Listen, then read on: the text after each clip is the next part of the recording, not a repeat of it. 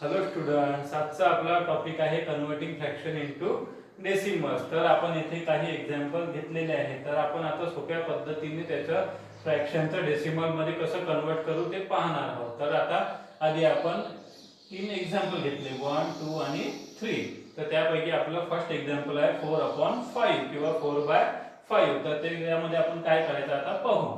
तर आपण काय करू, आधी जसेच्या तसे 4/5 इथे लिहून घेऊ। आता 4/5 आपण जसे तसे लिहिले। तर आपल्याला आता याला काय करायचं, आपण याला दोन पद्धतीने सॉल्व्ह करू शकतो। आपण याला डिवाइड करू शकतो किंवा आपण याचे एकदम डायरेक्ट आन्सर पण काढू शकतो। तर आता आपल्याला काय करावं लागेल, याला 5 ला इथे 2 न मल्टिप्लाय करायला लागेल। 5 ला आपण काय करू, 2 न मल्टिप्लाय करू आणि आपण जसं खाली मल्टिप्लाय केलं तसेच वर पण मल्टिप्लाय करायचं। तर आपला आता आपण खाली आणि वर दोन्ही साइडला आपण मल्टिप्लाय केलं आहे। तर आता आपण याचे आन्सर काढू। आता मल्टिप्लिकेशन करू। याचे आन्सर आला आहे 8 आणि आपलं 5 × 2 खाली आला आहे 10। आता आपल्याला भेटलेलं आहे 8/10। तर आता आपल्याला काय करायचं आहे, तर मागील व्हिडिओमध्ये जसं आपण पाहिलं त्याप्रमाणे आपल्याला डेसिमल शिफ्ट करून याचे आन्सर डायरेक्ट काढायचं आहे। तर आपण आधी काय करू, 8 जसेच्या तसे लिहून घेऊ आणि त्यानंतर आपण काय करतो, तर त्यानंतर आपण 10 वरचा 0 काउंट करतो। 0 काउंट केल्यावर 10 मध्ये 1 0 आहे। तर मग आता आपण काय करू, डेसिमल पॉइंट लेफ्ट साइडला 1 डिजिट शिफ्ट करू। तर आपला आन्सर डायरेक्ट मध्ये आला आहे 0.8। तर अशा प्रकारे तुम्ही हे सॉल्व्ह करू शकता। आता आपण नेक्स्ट एक्झाम्पल आहे आपलं 7/2।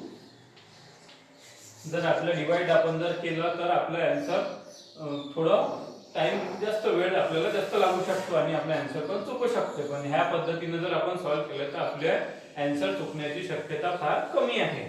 तर आपले आन्सर आहे आता आलेला आहे 7/2। आता 7/2 ला आपण काय करू, परत मल्टिप्लाय करू। तर आपल्याला इथे आपल्याला 5 ने मल्टिप्लाय करावं लागेल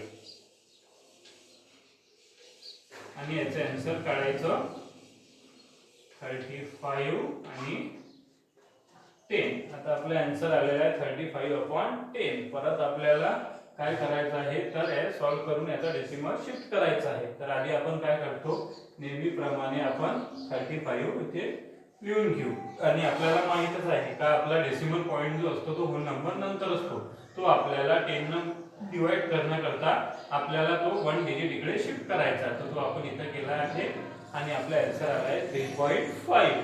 तर अशा प्रकारे आपलं नेक्स्ट एक्झाम्पल, सेकंड नंबर एक्झाम्पलचं पण आपण आन्सर काढलं आहे। आता आपलं थर्ड एक्झाम्पल पाहू। हे थोडं आपल्याला हार्ड वाटत आहे, पण हे हार्ड नसून खूप इझी आहे। तर ते कसं आपण आता बघू। आता इथं आपलं आहे 13/15।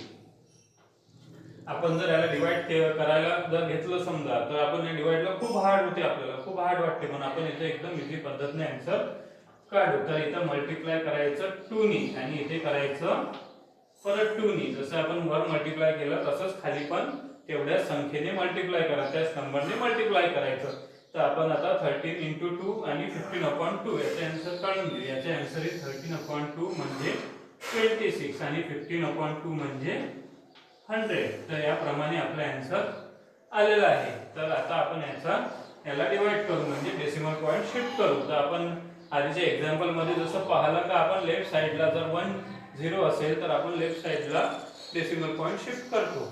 पण आता इथे आपल्याला 2 0 दिसत आहे 100 मध्ये। तर आपण काय करू, आता 2 डिजिट डेसिमल पॉइंट शिफ्ट करू। तर आधी आपण 26 जसेचे तसे लिहून घेऊ, ठीक आहे।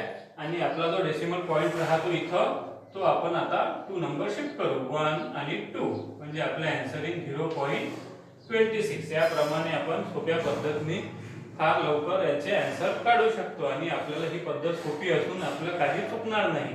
तर हा व्हिडिओ जर तुम्हाला आवडला असेल तर असेच व्हिडिओ बघण्याकरता चॅनलला सबस्क्राईब करा आणि व्हिडिओला लाईक आणि शेअर करा। थँक्यू।